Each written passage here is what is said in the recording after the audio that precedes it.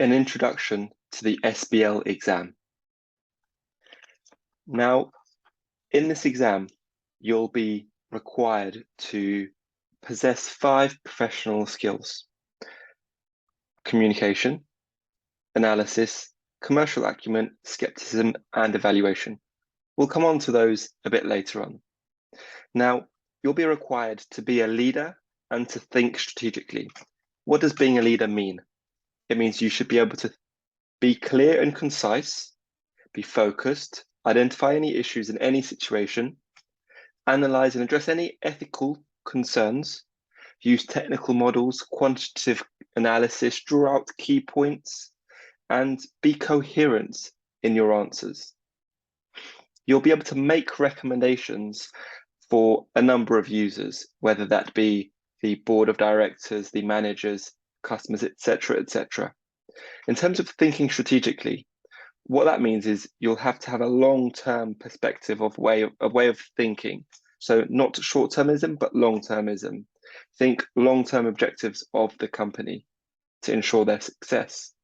You've got to look at the whole organizations as a whole. That includes various departments, products, divisions, sub-business units. You should be able to integrate the entire organization and its activities. You'll be able to consider the views of all stakeholders, not just the shareholders. You'll be able to analyze and understand the organization's resources and be able to understand what it requires in terms of resources. You'll be able to relate the organization to its environment.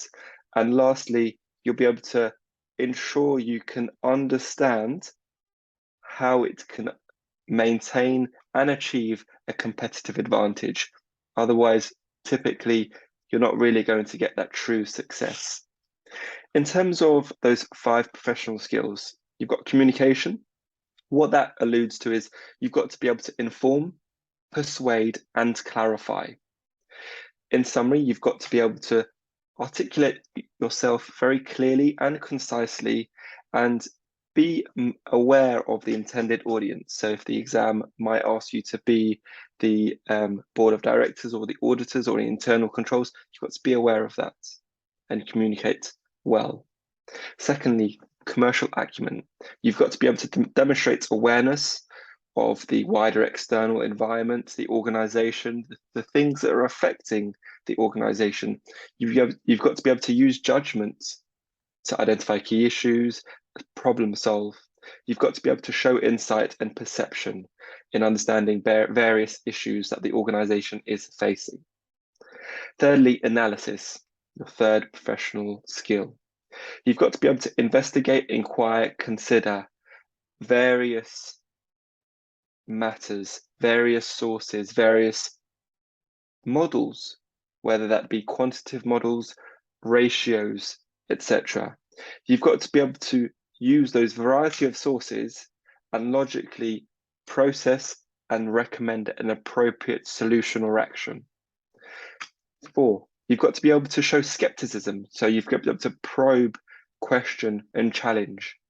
So you've got to be able to look at the various views and information that's been presented to you and really drive to filter out and get to the point of identifying those issues that you need to solve and be able to be objective and really get to those facts rather than the fluff around it.